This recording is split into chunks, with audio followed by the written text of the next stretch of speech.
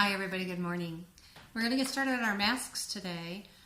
Before we do, I just want to go over a few things. Don't forget your bucket of water. Do not wash clay down your sink. Okay, so I wanted to say that first and foremost. Second of all, I was having a little problem. My clay got dry and it was just really kind of crossing into that soft leather stage. So I wanted to remind you, if that happens to you, take your block of clay and use your cutoff wires and slice it like a loaf of bread, and then take each one of those individual pieces, those slices, dunk them in water, put them all back together, wrap them airtight, double bag them, and let them sit like that for a few hours. Check them again. If you need to do it again, do it again. And after a couple times, you should be back and rehydrated very quickly. You can leave them overnight, but sometimes it takes more than one dunking, so do that. Okay, so I'm going to do two masks simultaneously. I wanted to talk about masks. So what's kind of funny is in ceramics, I'm always talking to you about how things function, because we make so much functional ware. We make teapots that we want to pour, and we make pitchers that we want to be able, we can lift them up and they have functional handles. So much of what we do has to function. But in the ceramics tradition of masks don't really function as masks because they're really heavy. It's ceramics. And so most masks that we would actually wear, Halloween masks or latex, or Mardi Gras masks, are usually made out of paper mache. So these are more of a decorative item. This is something that when we're done, I'm going to show you how to hang them on a wall. We're going to go ahead and build that into the system. And so they don't really function as a mask. It's the idea of a mask because it's going to be just the front half of the face and it's going to be hollow in the back. So it's not going to be a full head, and so that's why we call it a mask, but it doesn't function as a mask. So I'm going to show you how to actually sculpt eyes. You wouldn't leave big holes like you would for a mask because you would never actually wear this. And I'm sorry, I should take out the word never. Let's back off on that never bit, because you're going to do whatever you want, and you may want it with big hollow eyes. Even though it is not going to be functional, it's going to be decorative. And that's going to be kind of the theme that we're going to ride all the way through these demos, is that you're going to do what you need to do for what you want to do. I'm going to show you how to sculpt a realistic eye, a realistic nose, a realistic mouth, etc. If that's what you want to do, awesome. If you want to make the eyes giant, huge alien eyes, then you're going to make giant, huge alien eyes. If you want to make the nose and the mouth giant and have little teeny beady eyes, and that's what you're going to do. So whatever you need to create what is in your mind, that's what you're going to do. But in my demos, I'm going to show you the rules, and then you're going to turn around and break the rules. So keep that in mind as I go along. So when I say this is how you do a mouth, I'm talking about a realistic rendition of a mouth, which may not be the mouth that you are doing. So you make those decisions. And don't forget too, when we have our WebEx class on Monday or during office hours on Wednesday, you can always talk to me specifically about yours. Like if you say, well, I want to do teeth or fangs or claws or whatever it is that you want to include, I could talk to you specifically about what it is you're doing. But in your videos, we're going to do a pretty generic style, realistic, kind of faithfully rendered features. Okay, so the first thing I did, I'm going to do a dog. And so I went and I got some of the drawings that I had sent you in those JPEG files. And I got some of the drawings, and some of these were really great because they had already broken down the features of a dog. And I went even further and I figured out, you know, I'm doing, I want to do a rendition of my dog Finn. My dog Finn passed away 2 weeks ago. And we still have Rory, but we lost Finn, and we kind of knew it was coming, but it was still really sad. And so I want to do one of Finn again, and I couldn't find anything that looked exactly like Finn. So he had a little bit shorter snout, so I drew over the top of this and shortened the snout and made this look more like Finn. He had a flatter face. That was the breed that he was. And then I figured out proportions, and I kind of squared this off. And I did a profile because I think a lot of times when we make masks, they end up being really flat. So I did a profile view so I get the depth of that snout and how far back are the eyes set. And then I also did some front views, and if I was slicing up a beach ball, what would it look like? And then also just like the distance between the eyes, how wide is the snout? This dog drawing has a kind of narrow snout. I'm going to make Finn's a little bit wider. So I did that. just so I could get all my proportions down. And I'm going to do it about life size. He was a wee little thing. So for our armature, we're going to use newspaper. And I take and I crunch up newspaper and I just shape it into the basic shape. That's all we need for our armature. It's a very basic shape. Remember, clay loves to stick to masking tape. It does not like to stick to paper. So use as much masking tape as you need to get the whole thing to hold together, but don't overdo it with the masking tape. You're going to have trouble getting that out later, because later we're going to pull this out of the back of our mask. I'll show you how to do that. I don't want to get too far ahead of it. But yeah, so this was really just kind of a really basic armature fin. Oh, I'm sure you're hearing Rory barking in the background here. But I also wanted to point out, and this is going to make some crinkly noise, that this is still very soft. I don't pack the paper really tight, because later I'm going to want to push on this to help change some of the features and move them around. And I need this, so I need it tight enough that when I lay the clay on, it doesn't smash down to nothing. But I still need, so it needs to be firm but not hard. Firm, so it's going to hold the shape, but I can still mush it around a little bit. Okay, let me show you. I'm going to also, at the same time, I'm going to be making a human mask. And so these are pages 1 and 3 of the big long PDF that I sent you, but I'm going to start with just pages 1 and 3 today, because I want to get the basic shape down in this first video.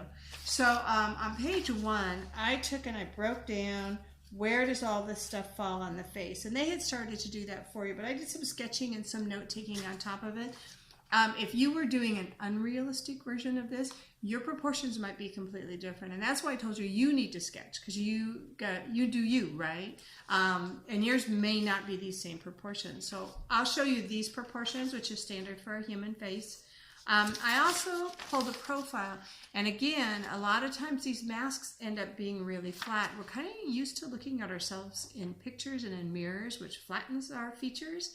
And in real life, there's a lot of depth. I'm going to go profile on the camera, and you're going to see, like, from my nose to my ear, the face just falls back away, and it's a lot deeper than we think it is. And so we end up making these really kind of flat-looking masks sometimes because we don't think about that. So I wanted to think about that. So I took page 3 of that PDF, showed a profile, and I started breaking that profile down and getting an idea of how deep I wanted that to be as well. So you're going to do the same thing. That's why I told you to do some sketching last week to prepare for this. So now I'm going to put together the human mask, and it's going to be a lot of crunching on this camera. You're probably not going to love this part of it, but I want to show you how I did it. So I just took some newspaper and I started crunching it up. Sorry, really loud, sorry. And I just keep crunching it up and crunching it up. I know nobody gets newspapers anymore, so I hope you guys didn't have too much of a tough time. Now this is going to be slightly smaller because when I put the clay over, the clay is going to make it bigger. So this is a good size for it right here. And one of the last things I do, because you don't want all these little teeny pieces, because I let go of them and they're going to spring apart. So I take a bigger piece. Hello, Rory. Yes, we hear you. And I kind of wrap it around gently to hold all of this together. Hey, Ro. Big FedEx is here. So Rory wanted to let me know, you know, we wouldn't want to miss that momentous occasion. Okay, I should put it up here where you can see it. A little bit of tape, not too much, especially in the beginning, because I need to do a little bit of reshaping. Okay, so I'm going to bring this down to a small chin and wider across the top of the head. And because I'm leaving it a little bit soft, so I can move it a little bit, when I get my clay on here, I can change that. So this is what I have for now. It's just a general head shape. Okay, that's your armature. Okay, so we're done with the newspaper and the tape. I'm going to throw those over there. All right, so I rolled out slabs ahead of time. And if you need some help rolling out your slabs, go to the slab rolling tutorial that I did. Hi, Rory, come on up. Here's my model. He's got a longer nose than Finn had, so he won't be modeling for me. Oh, thank you for that kiss. You're so sweet. All right, down you go. All right, and I rolled my slab out probably about 3/8 of an inch thick, We want it a little bit thicker, I think, on the human because it's a little bit bigger. So yeah, I'd say it's about 3/8 to a half of an inch thick. So anyway, there's a slab rolling tutorial that I did at the very beginning of this whole quarantine situation. So go look at that if you're struggling with that. In the meantime, I have mine, and I'm just going to drape it over this form, and I'm just going to start tucking and folding. Now, we're going to build on top of this. What I want to make sure is I don't smash it. I want to keep that depth in the profile. We're going to be building all of our features on top of this. Right now I'm kind of folding these around. I'm going to dress all of this in the back later on. We're actually going to build this up and make a nice frame for our mask, and we're going to actually put something on here that we can hold it with. But for right now, I just want to get started with a general shape. So for now I'm just going to tuck it around and not worry about it too much. And I've got thick enough clay and soft enough paper that I can start just generally shaping this. I'm going to go ahead and smooth some of this over in the back. So it's going to hold that paper tight. I want to get this to where I can set it down. That's what I'm working on right now. So and without it going flat. So I want to have enough structure to it. There we go. So now I can set it down and it won't go flat on me. And now I can just push this around a little bit. I want to get it head shaped.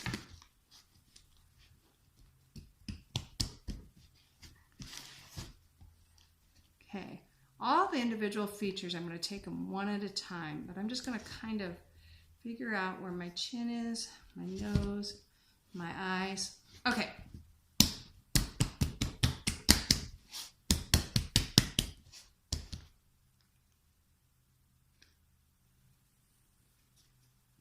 Okay, this is not pretty. Oh yeah, pretty comes later, remember? But it's going to function. It's going to work. It can get us started. I'm just going and smoothing all of this because I don't want big cracks in it. Now, this newspaper, I left a very small opening now. I'm going to open this up later. There's all sorts of things I'm going to do to the back of it, but for now, that newspaper is trapped in there, and here's what that newspaper is going to do for you. That newspaper is going to hold some of the moisture into your clay, and it's going to keep this mask wet longer, which is a good thing. We still want to wrap it up really good at the end of the day whenever we're done working on it, but in the meantime, it's going to help keep that moisture in there so it doesn't dry out too fast. All right, so here's my human face, and here's what I know. You know, all of our faces are different and nobody's face is perfect, but they're basically symmetrical. So we're going to start off with an assumption of symmetry, and I'm going to go ahead right down the middle there. Okay, drill line down the middle. It's not quite the middle on the chin, so I know I'm going to have to fix that. Let me see how this lines up on that center line. Not too bad. All right. Now, from the top of our head to our chin here, in the middle of that is our eyes. And most people find that surprising because we feel like our eyes are further up in our head because of our hairline. And I have a tall forehead, so some of you don't even have that tall of a forehead. But from the top of the head here, the eyes are in the middle. And I am kind of working from the top of the head here. My hairline's going to be down further. So let me see. Can you see that? All right. So I'm going to go right about here. Now remember, if that doesn't work for you, if you're not doing a realistic mask, you can put your eyes wherever you want. If you take, this chin's too long. Okay. If you take that distance and you split it again right there, that's the bottom of your nose. There's your nose. And the distance from here to here, if you split that again, that's the middle of your mouth. So here's your mouth. Okay. And up here, your eyes. Can you see this, what I'm doing? Isn't that cute? Up here, the eyes. The eyes are the width of one eye here. The eyes are roughly one eye width apart. And the middle of those eyes, if you drop that down, that's exactly the width of the mouth. Okay, so that's what you want to line up.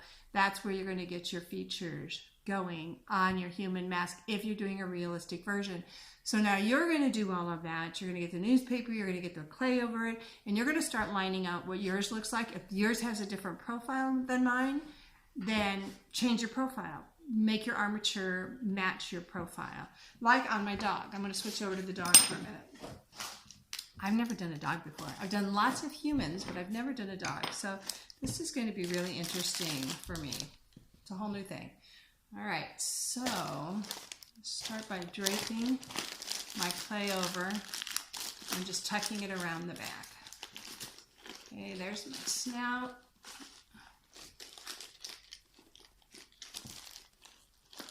So I fully intend to make a few mistakes as I go along here. I reserve the right to make some mistakes. I think one of them might have been that I didn't make my snout deep enough. Finn had a very short snout. He was a Bichon Frise. Well, he was a mutt, but he was mostly Bichon Frise. He looked like a Bichon Frise. So yeah, he had kind of a flat face, and he had forward-facing eyes. They looked almost like doll eyes. And so it's all kind of flat, like a stuffed animal almost. Whereas Rory has a very deep face, and he has wraparound eyes that look very human.